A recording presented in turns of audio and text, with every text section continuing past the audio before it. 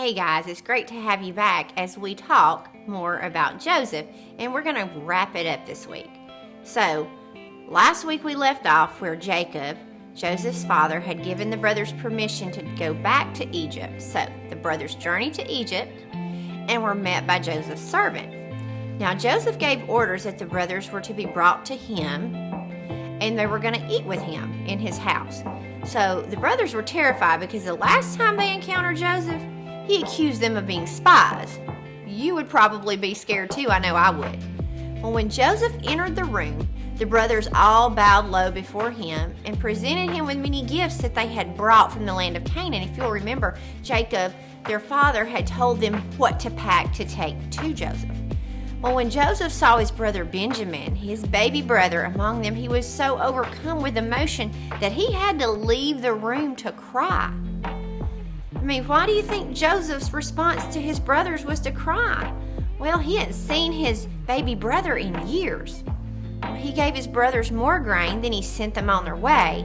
But before they left, he had his servant secretly hide a silver cup in Benjamin's bag.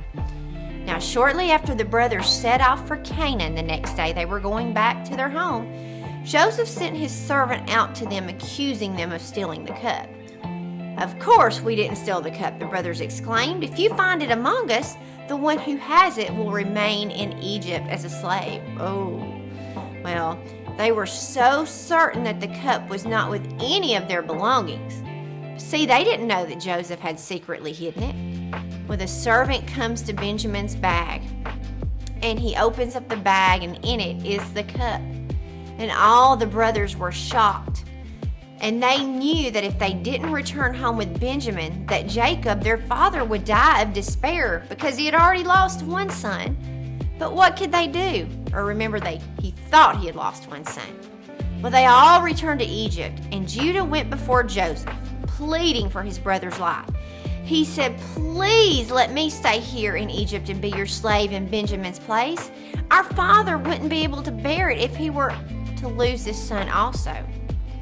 Now, when Judah said this, Joseph knew that his brothers were truly sorry for what they had done to him years earlier in selling him into slavery. And he knew that their hearts had changed, and he was ready to forgive them. Then Joseph revealed to his brothers who he really was. Over in Genesis chapter 45, verses 4 through 8, it says, "I am your brother Joseph, the one you sold into Egypt. And now don't be distressed and don't be angry with yourselves for selling me here, because it was to save lives that God sent me ahead of you. For 2 years now, there has been famine in the land, and for the next 5 years, there will not be plowing and reaping, but God sent me ahead of you to preserve for you a remnant on earth, and to save your lives by a great deliverance. So then, it was not you who sent me here, but it was God." See, God sent Joseph ahead of them to make sure that they had food during that time. So, who did Joseph believe really sent him to Egypt? God. He knew it was part of God's plan. Was Joseph still angry with his brothers for what they had done to him? No, he forgave them. He could see that God had had a plan. You see, Joseph knew that God had used what his brothers did that was very wrong. He did it to help bring blessings to his family and the whole nation of Israel. So even though Joseph suffered greatly, it was not easy for Joseph. His faith in God never wavered. He still trusted in God. And the brothers were overjoyed to see Joseph again, and they were eager to hear his story. I'm sure they were kind of scared too. Is he going to be mad at us?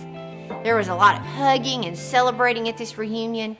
And Joseph then told his brothers to return to Canaan and to bring their whole family back to Egypt to live. And it was a lot of people. They had a lot of family. Well, Pharaoh himself promised that Joseph's family would have the best land that there was. And when Jacob heard that his son Joseph was still alive, he could barely believe it. What happy news.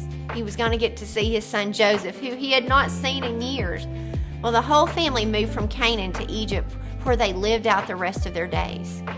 So I want you to think about this. Joseph could have kept on being angry and bitter at his brothers for what they had done to him.